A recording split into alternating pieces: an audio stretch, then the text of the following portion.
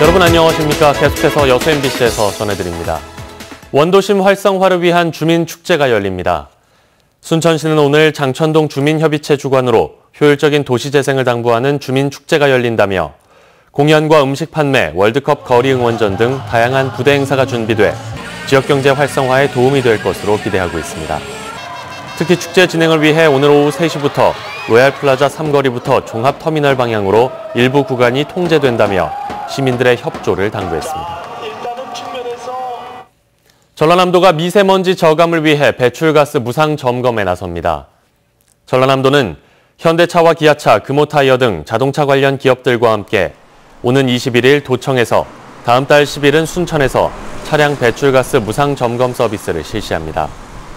무상 점검 대상은 특수 차량을 제외한 경유와 휘발유, LPG 차량 등이며 제작사의 무료 점검과 정비 상담을 제공하고 현장에서 워셔액과 부동액 보충은 물론 전구와 와이퍼 등의 소모품 교체와 타이어와 배터리, 엔진오일 등도 무상 점검을 실시할 예정입니다. 낮 기온이 30도 가까이 오르면서 열사병 같은 온열 환자가 늘고 있습니다. 전남은 무더위에 취약한 고령 인구가 많아서 각별한 주의가 필요합니다. 문영철 기자입니다. 지난해 발생한 온열 환자는 모두 1,500여 명. 이 가운데 전남 지역 환자는 190여 명으로 경기도에 이어 전국에서 두 번째로 많았습니다. 전국적으론 건설 현장 같은 실외 작업장에서의 발생 비율이 가장 높은 반면 농촌 지역이 많은 전남은 논과 밭에서 발생한 환자가 전체의 30% 이상을 차지했습니다. 최근 7년간 온열 질환으로 숨진 환자의 절반 가까이도 농과 밭, 비닐하우스에서 발생한 데다 사망 환자의 52%가 70세 이상이란 점을 감안하면 농업에 종사하는 노인들의 위험성은 더욱 큽니다. 특히 기온이 절정에 달하는 오후 시간대에 환자가 집중되지만 더위가 강해지고 열대야 일수까지 늘면서 지난해 온열 환자 10명 가운데 4명 이상은 오전과 저녁, 밤 시간대에 발생했습니다. 온열 질환을 막기 위해서는 낮 시간에는 가급적 야외 활동을 자제하고 적절한 방법으로 수분을 섭취하는 것이 중요합니다. 너무 물만 많이 먹다 보면은 또 이제 몸에 전해질이 빠져나가서 탈진 같은 증상이 발생할 수가 있기 때문에 중간중간에 소금을 조금씩 섭취해 주시는 게 좋습니다. 올 들어 현재까지 전국에서 발생한 온열 환자는 80여 명. 이 가운데 전남 지역 환자는 9명으로 전국에서 세 번째로 많고 올여름 기온마저 평년보다 높을 것으로 예상돼 온열 질환 예방에 더욱 세심한 주의가 필요합니다. MBC 뉴스 문형철입니다. 광양 지역 공공체육시설 이용자들의 만족도가 높은 것으로 나타났습니다. 광양시가 공공체육시설을 대상으로 이용 만족도를 조사했는데 이용자의 96%가 만족한 것으로 나타났습니다. 이번 조사는 지난달 28일부터 6월 5일까지 공공체육시설인 실내체육관과 공설운동장, 마동구장을 대상으로 진행됐습니다. 공군이 새로운 농가 소득 작목 육성을 위해 마늘 국내 육종 품종 보급 시범 사업에 적극 나서고 있습니다.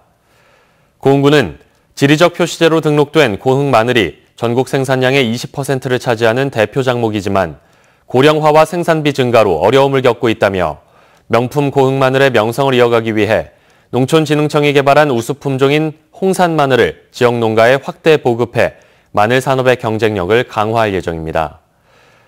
또 전남 농업기술원에서 육성한 단형 마늘을 올해 2헥타르가량 시범 재배해 내년 우량 종구로 보급할 예정입니다. 여수시가 농어촌 지역 주민들을 위해 정보화 교육을 진행합니다. 여수시는 오늘 11월까지 돌산읍과 소라면 등 5곳의 읍면 주민들을 대상으로 SNS 활용 방법 등을 교육합니다. 여수시는 정보화 교육 일정에 맞춰 마을 주민들이 사용하는 전기통신 장비와 방충망을 정비하고 법률 세무 상담도 함께 진행할 계획입니다. 장흥댐은 전남 서남권에 깨끗한 수돗물을 공급하는 오아시스 같은 존재입니다. 그런데 최근 수년 새 장흥댐 저수율이 크게 떨어져 우려가 커지고 있습니다. 문현철 기자가 취재했습니다. 전남 서남권 9개 시군에 생활용수를 공급하는 장흥댐입니다. 수위가 크게 떨어지면서 댐 유역 대부분이 하얗게 바닥을 드러냈습니다. 현재 저수율은 30%에도 못 미치고 조수량은 5,100만여 톤에 그치고 있습니다. 지난 3월 한때 18%대까지 떨어졌다가 올봄 잦은 비로 그나마 회복한 저수율입니다. 지난 수년 동안 지속된 마른 장마에 태풍까지 비껴가면서 장흥댐 저수율이 계속 떨어지고 있습니다.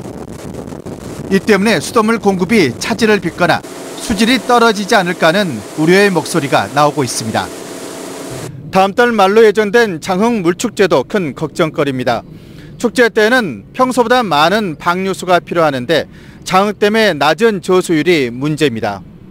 이제 물축제를 하기 위해서는 평상시 유수량보다 한 3배 정도가 많은 70만 톤의 방류수가 필요합니다. 지금 현재 서남권 관리단과 재단이 협의해서 수자원공사는 지금 저수량으로도 물 공급에 전혀 어려움이 없다는 입장입니다. 향후에 비가 전혀 안 오더라도 사실 150일 정도는 용수를 공급하는 데 지장이 없고요. 우리가 평년적으로 가뭄 들더라도 전혀 문제는 없는 거로 보고 있고요. 그러나 기후변화로 장흥댐 일대의 연간 강수량이 크게 감소하고 댐 저수율도 해마다 떨어지고 있습니다. 장흥댐에 의존하는 전남 서남권 광역 상수도에 대한 전반적인 재검토가 필요하다는 지적입니다. MBC 뉴스 문현철입니다. 민선 7기 광주시 출범을 2주 앞두고 인수위원회 성격의 혁신위원회가 어제부터 활동을 시작했습니다. 이용섭 광주시장 당선인은 윤장현 시장의 좋은 정책은 계속 이어가겠다고 말했습니다. 김철원 기자입니다. 지방선거 결과가 나온 지 채 사흘이 되기도 전에 민선 7기 광주시정의 큰 그림을 그릴 혁신위원회가 활동을 시작했습니다. 시민주권위원회와 일자리경제위원회 등 모두 7개 분과 23명의 위원으로 구성되었습니다. 이용섭 당선인은 당선되자마자 혁신위 활동을 서두르는 건 마음이 급해서라고 말했습니다. 그러나 일자리가 없어서 살기가 팍팍해서 잠 못 이루는 시민들을 생각하면 한시도 늦출 수가 없습니다. 제가 속도는 내겠지만 졸속으로 하지는 않을 것입니다.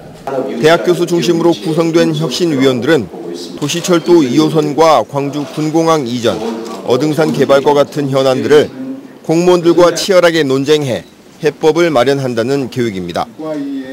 저희들이 앞으로 4년 동안 시장님께서 해나가실 그 플랫폼을 만들어가는 그런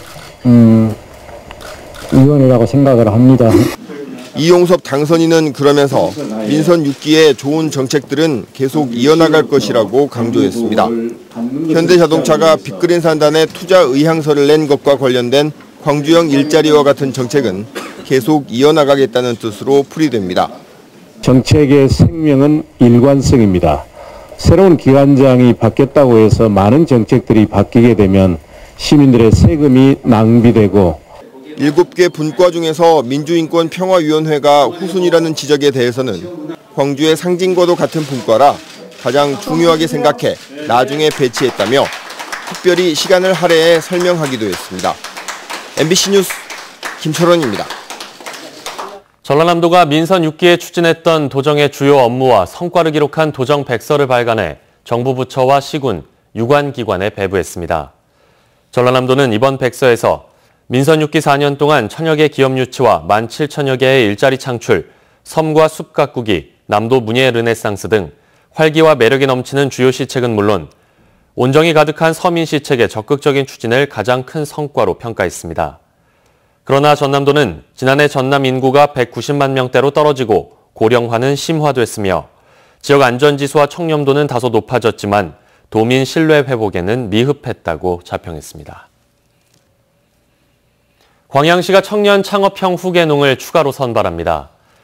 광양시는 미래 농업을 이끌어갈 핵심 인력 육성을 위해 청년 창업형 후계농업인을 추가로 선발하기로 하고 다음 달 2일까지 신청을 받습니다. 이상으로 여수 MBC 뉴스투데이 마칩니다. 여러분 고맙습니다.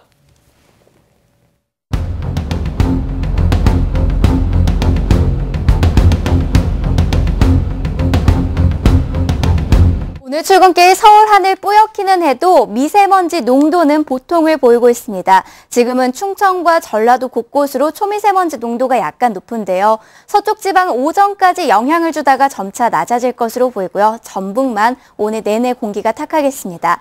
낮부터는 하늘이 맑아지는 가운데 불볕더위가 기승을 부리겠습니다. 서울의 낮 기온이 30도까지 치솟겠습니다. 한편 내일 오후에는 제주도에서 올해 첫 장맛비가 내리겠습니다. 평년 시작일과 같게 시작하겠고요.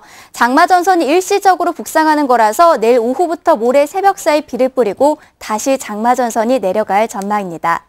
오늘 밤에는 러시아 월드컵 우리나라 첫 경기가 펼쳐지는데요. 현지에서는 구름만 조금 끼는 가운데 기온은 23도 안팎으로 경기 치르기 무난하겠습니다. 날씨였습니다.